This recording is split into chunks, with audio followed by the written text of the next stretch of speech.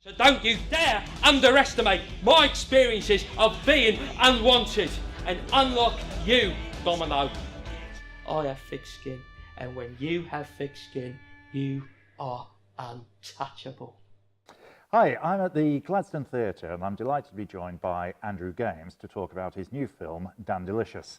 Andrew, lovely to see you again. Lovely to meet you, and I love your home cinema as well. It's marvellous, isn't it? It is, yeah. It's the Gladstone Theatre. It's like my second home at the moment. I'm very jealous. Andrew, you're partway through shooting Dandilicious. I've got to ask, where did the title come from? So the title, well, Edwardian dresswear, which is where the teddy boy fashion was inspired by. So this is a film about teddy boys? It's a film about teddy boys, yes. And teddy boys were inspired by Edwardian dresswear. And Edwardian dresswear represented sophistication, it represented flamboyancy, it also represented dandyism. So if you wore a drape in Edwardian period, you were a diddy dandy. So when I was describing Diddy dandy. a diddy dandy, as opposed to fine and dandy. opposed to fine and dandy, yeah.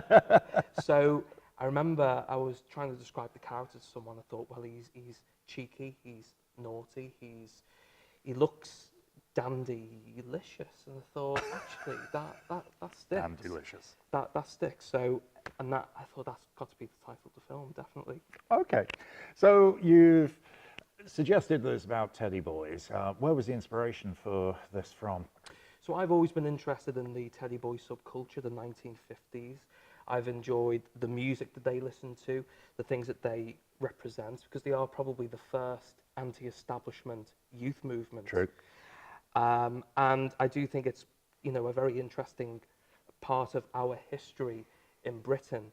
But what stopped me from doing it was, A, I had no one to share that enthusiasm with, and B, I didn't think there would be an audience. But as the years have gone by, I've realised that there is actually an audience for this. There's a subculture that still exists. It's a very timeless subculture. And I thought, well, let's make the film. So counted all my monies up, it's self-financed.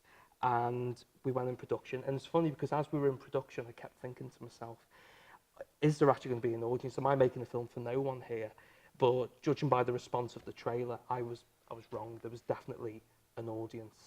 Okay, so tell me a little bit about the plot. What's the synopsis of the film? So Dandilicious is a stylized neo-western about a teddy boy named Marty, who is the hero or the anti-hero of the film. He causes a lot of disruption on the streets. He's a public menace within his hometown of the fictional town of Listminster. And he is the king of the Teds. Or is he? Teds. I like it. Or is he?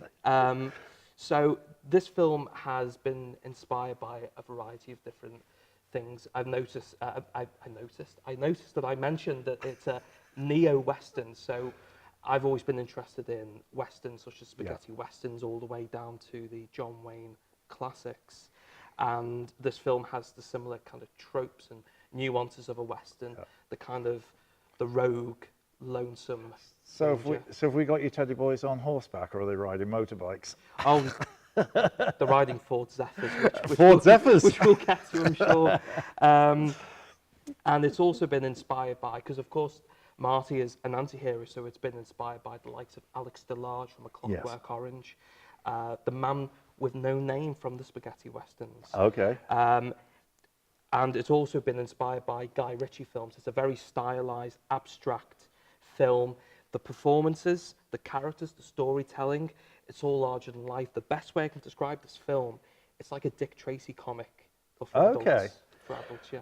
We were talking off camera a short while ago, and you said, I think there's 28 characters in the film? There's 28 actors. Most of them speak in part, a variety of men and women. Yeah, so we've hunted long and hard to find the right people for the roles. I was very fortunate because there was a lot of the characters I wrote who I knew I wanted to play. So there was a lot of actors who I'd been familiar with for a very long time, but I've had the opportunity to work with before until now. And there's also the other side of the spectrum where there's actors I've never heard of until now. And, you know, there was a lot of self-tapes going on. a lot of talented actors auditioned, and it was a tough call, but we've got the right cast. Yeah. So how have you been able to do this? Because you're a full-time actor when you're not producing films. On this film, you've produced it, directed it, acted, written, and presumably heavily involved in post-production as well. Did the theme tune as well. Yes, I'm a jack of all trades. Do you think the theme tune? I do. But have you been able to test your market in any way? I mean, presumably there are a lot of teddy boys still around. I don't know, I'm too old to know. But what's the feeling? I mean, that's presumably your target audience. It's definitely the immediate audience. We wanted to make the film as universal as possible, hence all the different influences that have come in and out of the production to make it what it is. I did do my research on the teddy boy subculture. I spoke to a lot of Teds, and it's a very passionate subculture. With the nature of this industry, with the nature of storytelling and filmmaking, we have had to take some artistic licensing. So not all the details are 100%, which we've been very lucky that the TED community have been they've understood the nature of a low budget film. Yes. But at the same time, we wanted there to be a good balance of historical context and creativity to make it what it is as well. You're selling it in the 50s, obviously late 50s. How difficult has that been to recreate? Expensive. Very expensive to recreate. There's nothing cheap about film production. There's nothing cheap about film production, especially a period piece. It's been a huge challenge because there's things you've got to consider, such as the location that we're filming at, the costumes, the props. The most expensive prop that we've spent money on, which I won't disclose the price, has been the 1958 Ford Zephyr, which was incredibly fun to drive, but incredibly expensive to use on set as well. I'm sure. But it was money well spent. It's been very expensive. We've even used props that are as old as the subculture itself. We've got a drape from 1953 when the subculture first came about. So fantastic. A lot of relics. Fantastic. Tell me a little bit about the music that's going to come in. I mean, the Teddy Boys, by definition, it's pop culture, or was pop culture. Where's the music coming from? So the music is original soundtrack from a variety of different artists. These artists have made sure that they have recaptured the spirit and the authenticity of that era and what Teddy Boys would have listened to as well. So we've got a variety of artists such as Cal Ruddy. We've got Crank Williams, who's a rockabilly artist. We've got Dominic Halpin and the Honeybees, whose one of his soundtracks has been in the film with Glenn Close, actually, and Robert De Niro quite recently. And we've also got a real Teddy Boy band called Furious, who are really big on the Teddy Boy scene. So I think once the Teddy Boys noticed that Furious were involved in the film, I think that immediately won them over as well. When do you hope to release the film?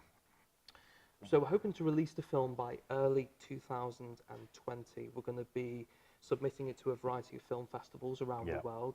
It will be screened at Rockabilly and Teddy Boy weekend events as well. Oh, fantastic. In 2020. And once it's done its film festival run, we'll get DVD distribution. More predominantly, we're going to do online distribution. So there's going to be streaming services, market, the download market, yes. Amazon Prime.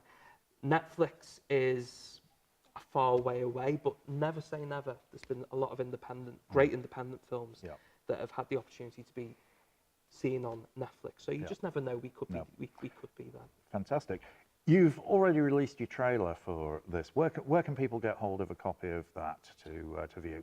So people can watch the trailer on YouTube. You can go on YouTube and search for APG Films or Dandilicious. There's only one Dandilicious film. I have to make Did sure. you get that? Dandilicious, YouTube. Spelled Dandilious. No, Dandilicious. That's the one. A lot of people have mistaken it by putting the Y instead of an I in the middle. Including yourself, by the sounds of things. Including myself. So if you want a sneak preview of Andrew's film, it is available on YouTube. Just search Dandilicious or APG Films. Andrew, Thank you very much indeed for coming in to see us. We can't wait to see what this film looks like.